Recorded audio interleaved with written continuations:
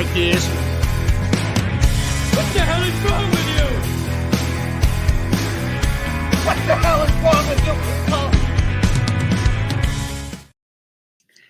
Good evening, everybody. Welcome to Monday and welcome to another Ryno's Rants.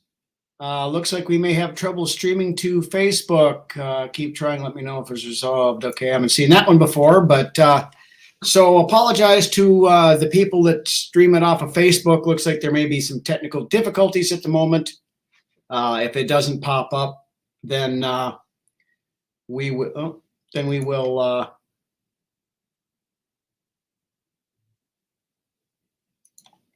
Put it up there again later, but it's going on the YouTube channel, so we'll roll with that and call it good if we have to. Aren't you supposed to avoid tech while camping? Good evening, Doc. Good evening, Nick. Good evening, My Worthless Opinion.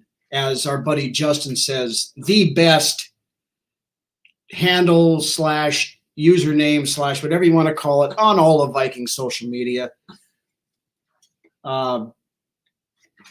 Got a few things to go over here tonight. Since we're kind of nearing the end of training camp, of course, we are have got a little bit of a sample size now, so we're going to talk about whether or not it's time to sound the alarm on the offensive line.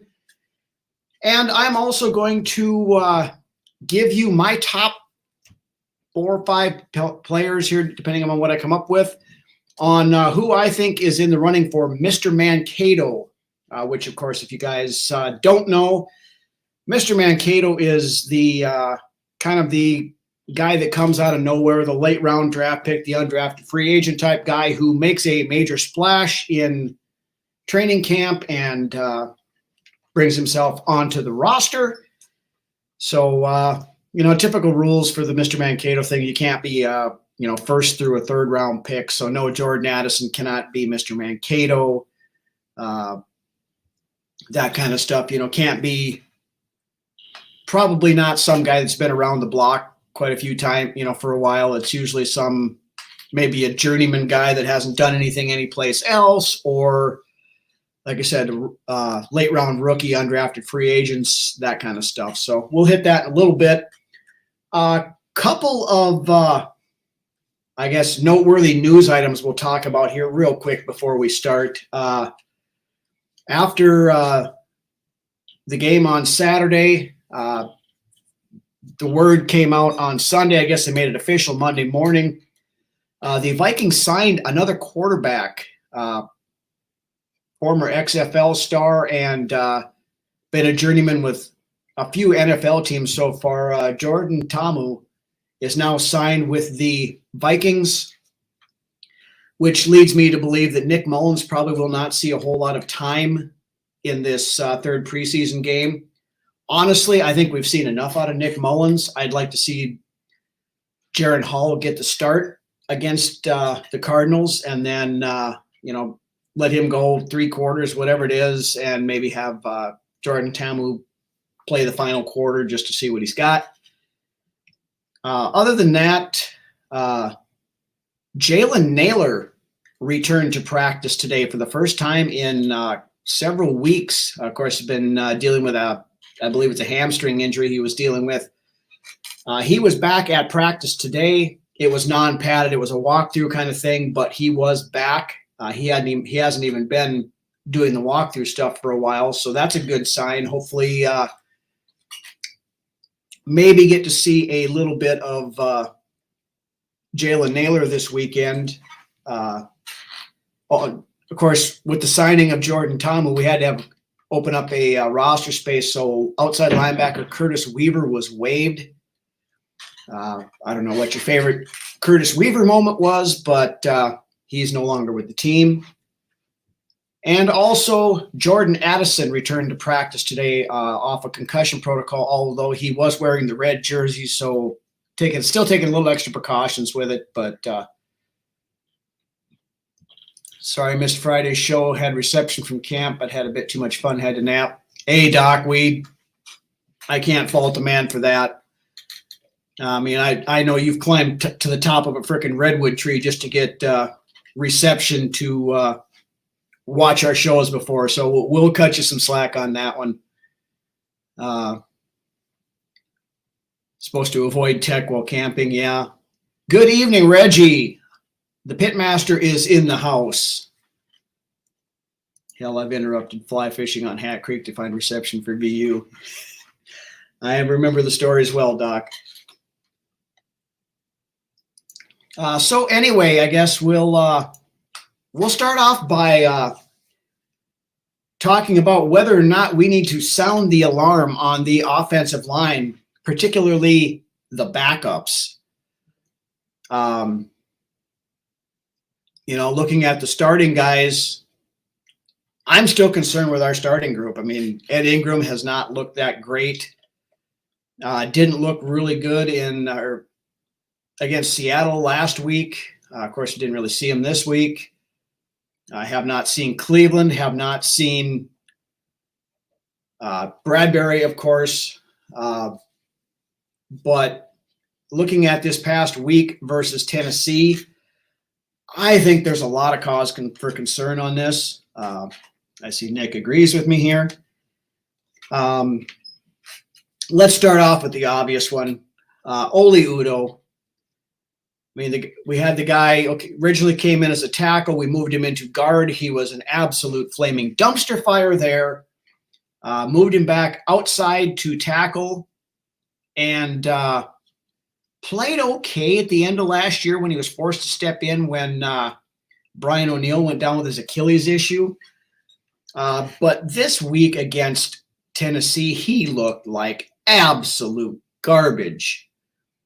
He had 2 significant penalties. One of them wiped out a 19-yard reception by Tristan Jackson, and then he had another holding penalty that killed a drive, and we had to end up settling for a 45-yard field goal off of it. Then he also gave up a couple of sacks. I think one of them was on Mullins, and the other was, I believe, on Jaron Hall, and just got flattened. So with that performance on Saturday, Oli Udoh has got to have played himself off this roster. We cannot keep trotting that garbage out here. Just seeing what I've been seeing the last couple of weeks, I have absolutely zero confidence. I thought maybe at the end of last year, Udoh might have found something out, but coming back this year, he's reverted back to the same garbage that he had that we had with him before, and it's time to move on. I mean, we've got Blake Brandel, who plays swing tackle. I know they have him listed as a guard right now, but he can still kick back out to tackle. To Reggie's point, Badarian Lowe has been one of the few bright spots, I think, of the offensive line this preseason. He is showing himself up to be, I think, a capable swing tackle. I think he's definitely going to be on the roster this year. He's going to be one of the swing tackles, which I think is why they moved Blake Brandel into guard. But worthless opinion. Little's concerned about our starting center being thrown like a bag of leaves. Yeah, granted that was a one-on-one. But yeah, that play that they showed last week, that looked awful. I think it was, what was his name? J.R. Tart or whoever it was that just flung him to the side like he was a rag doll. I mean, that was awful. You cannot be an NFL center and get worked like that. But speaking about centers, Austin Schlottman didn't look any better this weekend. There was a couple of times he called the wrong protections, moved players, had them shift on the line, and then the defenders just barreled right through where they would have been and back to the quarterback. I mean, it's, I hear people saying on the X-Files or whatever you want to call the new Twitter over there and different places, oh yeah, Mullins looked like crap, Hall looked like crap. Well, when you don't have a pocket, you can't throw all of it at the feet of the quarterbacks. Josh, who was playing the first half at center. That was Austin Schlottman. Good evening, Josh, by the way. Yeah, Schlottman, I wasn't impressed with how he played at all. I mean, we got Chris Reed, who can also play center if, they decide Schlottman's not the guy. We've got Josh Sokol on the back. But here again, like Nick said a little bit ago, I think it was, just fucking sign Dalton Reisner already. Reisner can play center. He can play both guard positions. And he's got to be better than what we've currently got in there. I mean, okay, with Ed Ingram, I still think he was shoved into the mix too early last year. Sit him down, let him be the backup for right now. Put in Reisner at whichever guard spot he wants that works best for him. Put Ezra Cleveland at the other one and see what we got. Reisner can also play center, so if we needed him to bump in there, we could do that as well. If the Titans cut Tart, we need to sign him. I'd be in favor of that, Reggie. That guy's a beast. He ate up our interior. I mean, granted, it was going against our interior offensive line, so you got to take it with a little bit of a grain of salt. But yeah, I liked what I saw to that guy. He's got a nasty streak to him, I think. And no, I would definitely take a look at him, I guess, if he doesn't make their 53. But anyway, other than that, Alan Ali, I thought played okay against Seattle. I thought he took a step back this week. I mean, realistically, the only offensive lineman that showed out at all, really, I think in the last 2 weeks are Vidarian Lowe, like we mentioned earlier. I think he's on the roster. There's no question about it, I don't think.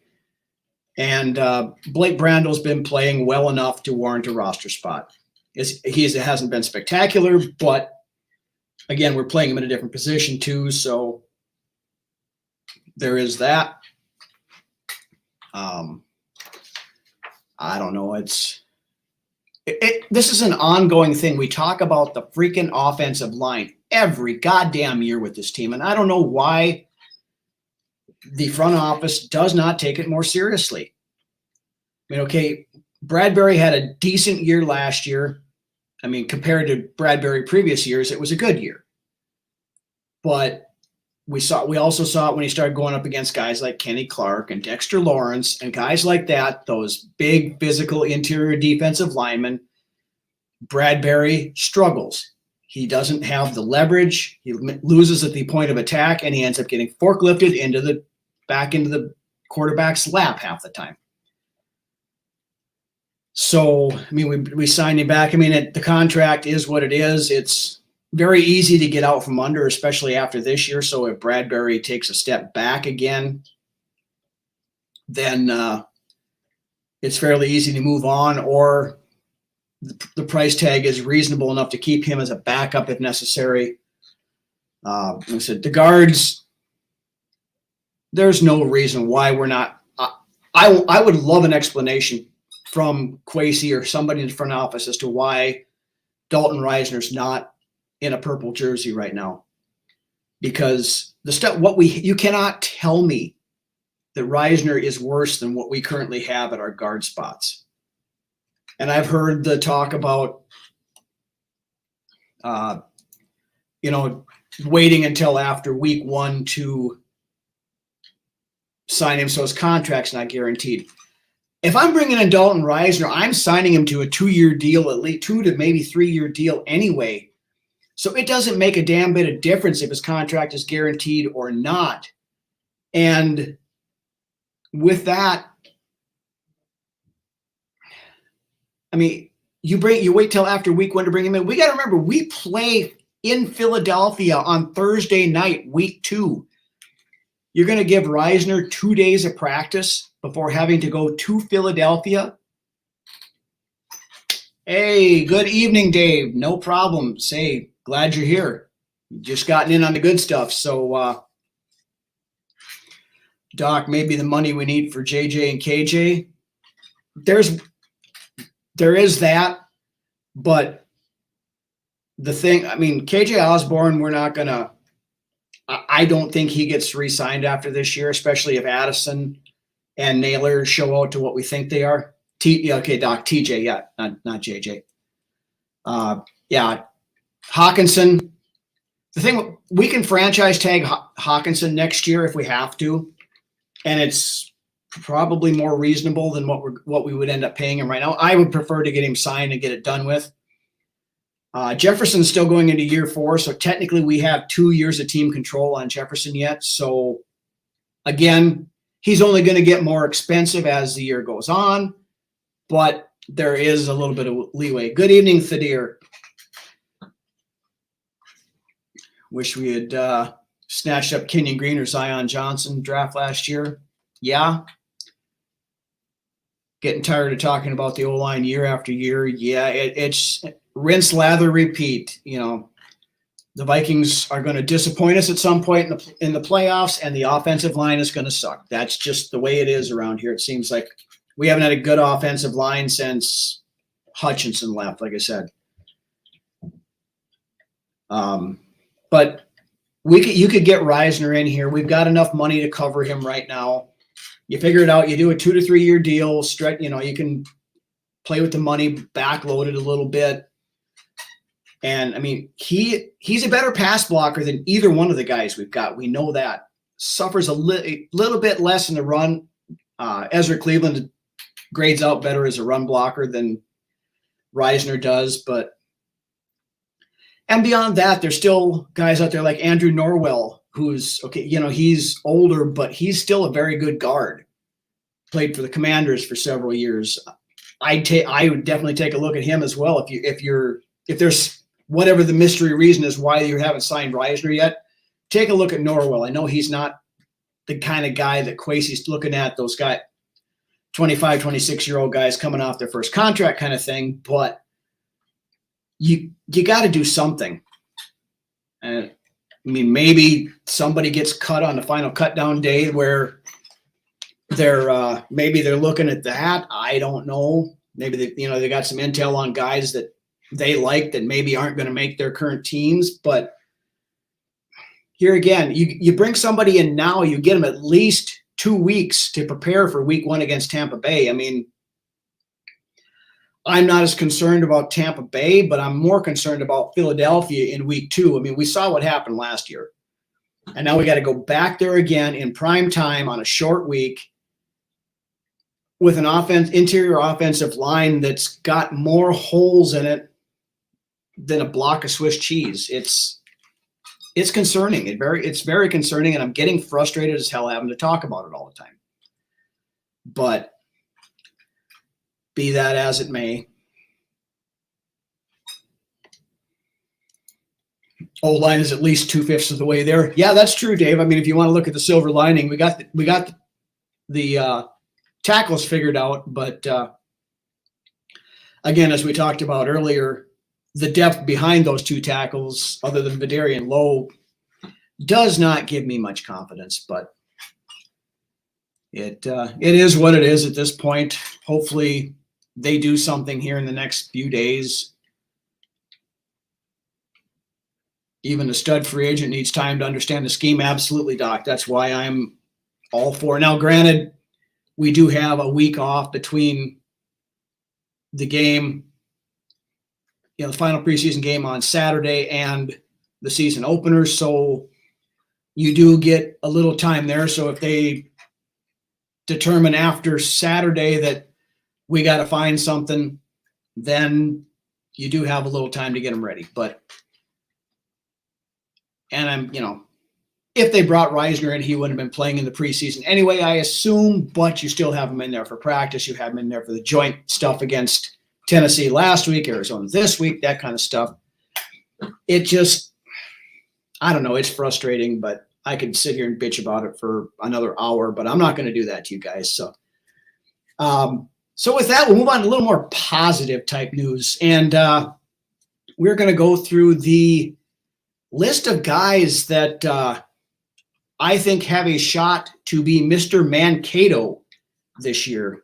Of course, we are no longer doing training camp in Mankato, but the name still sticks because Mr. Egan just doesn't quite have that ring to it. Mr. Egan sounds more like somebody's high school social studies teacher or something like that. But anyway, I've got 5 guys here that I think could stand a chance at maybe doing it. 4 guys really, and then 1 guy that I'm going to throw in as kind of a dark horse just because I liked what I saw out of him this past week. Dr. Egan. There you go, Doc. Anyway, so we'll start off with the dark horse. I liked what I saw out of Aaron Dykes this weekend. That the running back, he was here for 48 hours and was our leading rusher for the game against Tennessee. He was in did a lot of the kick return game. Had a couple of pretty nice kick returns. There was 1 or 2 there that he probably shouldn't have taken back, but with him doing all of that, there's a couple of things that I guess I'm looking at. One, we still have no idea what's going on with Kene Nwangwu. Have not seen him. He hasn't practiced. He hasn't done any of this stuff.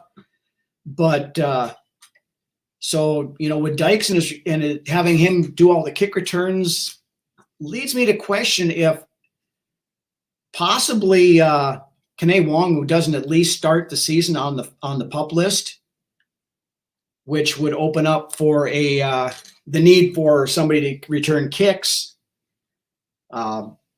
Dykes showed out quite well for being here for as little time as he is now. I want to see what he does after joint practices this week and in next week's game too.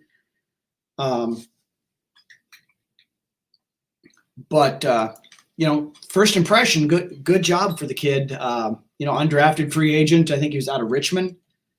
So, we'll see what happens with him. Now for the 4 guys, I think that any of these guys could lay a claim to being Mr. Mankato for this year. We'll start out with edge rusher Luigi Villan.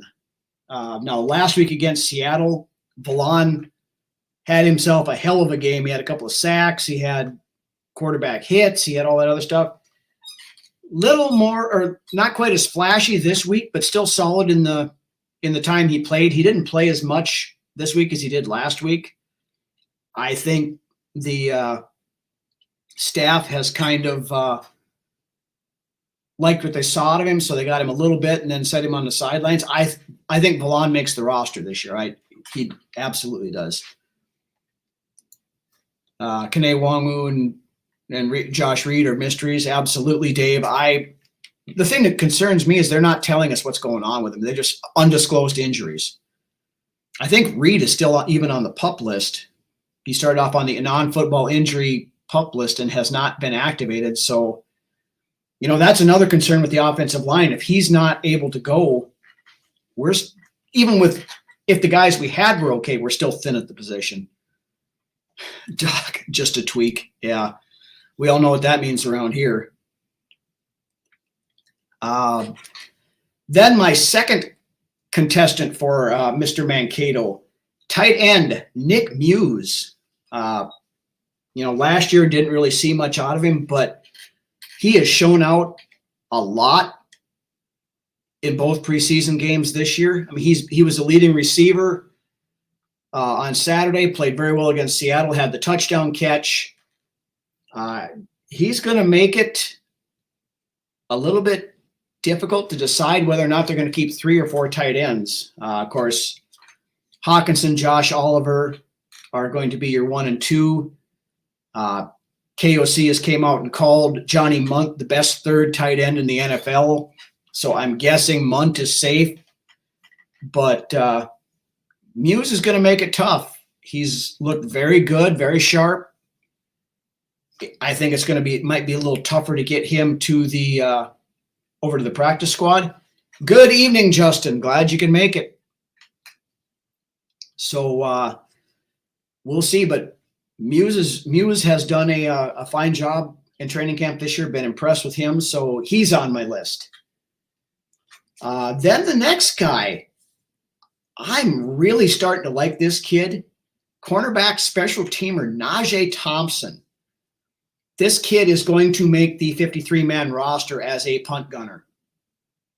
Mark it down, write it down, use permanent marker, whatever you want to do. He's going to be the final cornerback on the roster, and he's getting on because of his punt coverage abilities, which probably leaves somebody like Troy Dye expendable. I mean, that's what basically Dye is on there for, his special team ability. But Najee Thompson is making the 53-man roster. I'm going on record as saying that because the coaching staff has talked very highly of him the last couple of weeks, and just seeing what he's done as a gunner. I mean, that one play on Saturday night, he had two guys on him, and he made a move. The one guy was spitting grass up after about 2 steps. He burned by the other guy and just leveled the punt returner as soon as he caught the ball. I mean, those kind of plays right there, even if you're not making, much of a contribution on offense or defense, that third leg of the chair, basically, the special teams, if you can stop a punt returner in their tracks like he's done the last 2 weeks, I mean, that helps flip the field. And that's definitely, how a lot of these young guys make the team is on special teams, and Najee Thompson is making the team. And I think he's my number 2 choice for Mr. Mankato for this year. Spitting grass, I love that. Thought it was fitting, Dave. But then, of course, as a bunch of you have alluded to in the comments section, I believe, here it is. Dave says it here. Mr. Mankato is easily Ivan Pace Jr. I don't think there's really a question that that's probably the case. I mean, we found out before, even before joint practices last week against Tennessee, Kevin O'Connell comes out and says Ivan Pace Jr. is not vying for a roster spot. He's vying for a starting spot. And of course, again, with another one of the injuries with Brian Asamoah, who has not done much of anything for a couple, 3 weeks here, Pace stands a very good chance to be the starting inside linebacker week 1 against Tampa Bay. I mean, Lance and I have been singing this kid's praises ever since we picked him up as an undrafted free agent. I had predicted he was going to get some starting time by midseason.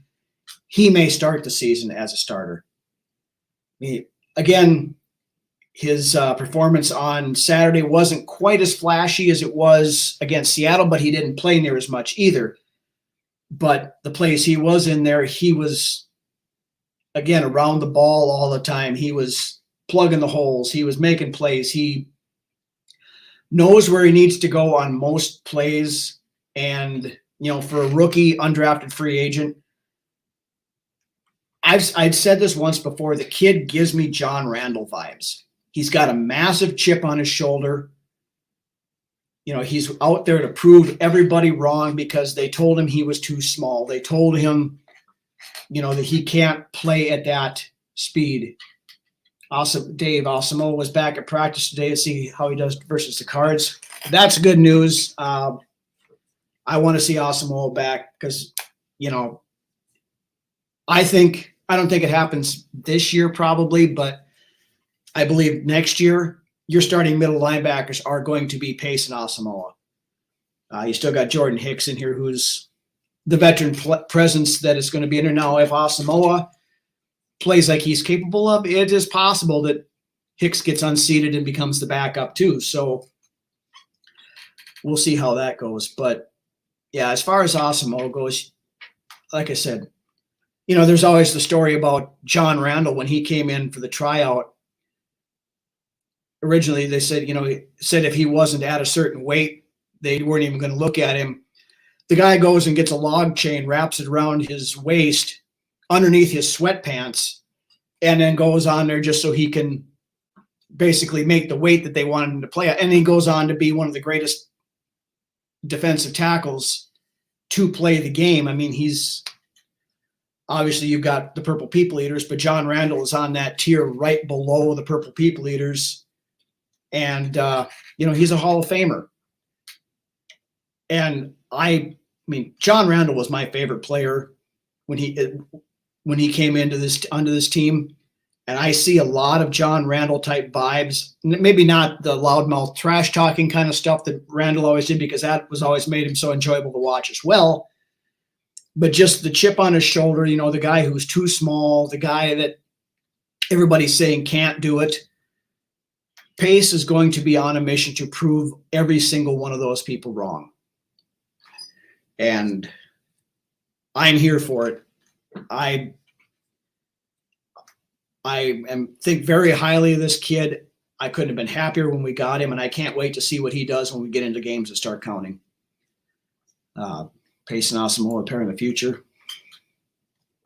I mean, I think it's a foregone conclusion, Dave. I think, those are going to be they're a very good pair of inside linebackers, young guys that are going to be there for quite a while. I think, we're set there. So, yeah, but anyway, like I said, Pace is my Mr. Mankato. I don't think there's too much argument on that one. But like I said, Najee Thompson, I've been very impressed with that kid.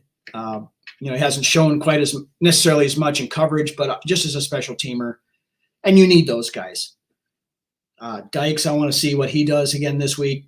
He may come in and absolutely flame out and not be on the roster. It's hard to say, but with like McBride looked better this week, I thought. Had a nice reception, a couple of decent runs, but don't believe John's below the Purple People Eaters. May have even played with the skill of the Yeah, you're probably not wrong there, Doc. I mean, a lot of those guys weren't necessarily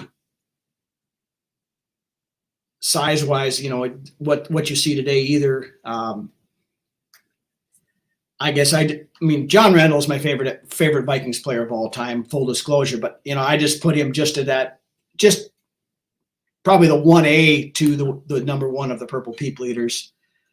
I still think that front line being together, Marshall, Eller, Page, Larson, those guys, you can't beat that. That's the stuff of legends. John Randall's right there, though. But anyway, coming up this week, again, we have joint practices Wednesday, Thursday with the Arizona Cardinals. Going to be interesting to watch that because it is supposed to be hotter than Satan's ballsack in Egan this week. So they're going to have to be careful with some of that stuff. And Najee could be another Chris Walsh, but I agree. But yeah, I love Chris Walsh. Chris Walsh was one of those lunch pail guys that, didn't get the notoriety they probably should have, but came in, did his damn job. He was a hell of a special teams guy. And, if Najee can be a Chris Walsh, I'll be perfectly happy with that. But yeah, they're going to have to watch the Heat this week. O'Connell's already said as much on Monday here, listening to, or might've been actually on, I think it was Saturday after, the game. Ben Lieber was talking to him and he brought up the Heat and the stuff this week. So, and they keep a good eye on that stuff now, especially. So continuity does matter. So John would be rotation, but he could hold his own. I think he could too, Doc. I don't doubt that one bit. But anyway, that's about all I got for the week. If you guys got anything else you want to talk about, we got a few minutes here. Otherwise, we will call her a night. Again, schedule for the week. Don't forget 8:00. Go watch Justin and his show. I don't know if Justin, you got any guests tonight, or is it just you rolling tonight at 8 o'clock? Shameless plug in the comments if you feel like doing so. Also, again, on the same note, tomorrow night, Tuesday, you got Minnesota Sports Talk with Dave and Justin, Under the Lights. You've got, go back and watch Tyler Fornes, The Real Forno Show on Vikings First and Skol. I believe you guys were on at 6 o'clock, right, Dave? You're done with that show already tonight? Go back and watch that. Of course, Wednesday, Brunswick's Best returns with this week taking a look at the players who have worn number 17. So keep that on your list.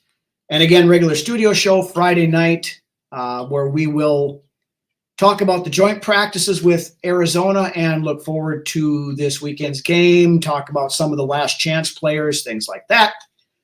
If you've not done so yet, and I know most of you guys have, but anybody who's watching that has not, hit that like button, hit the subscribe button, so you never miss an episode of what we're doing. Vikings Uncensored, kicking stuff out 3 days a week, Mondays, Wednesdays, Fridays.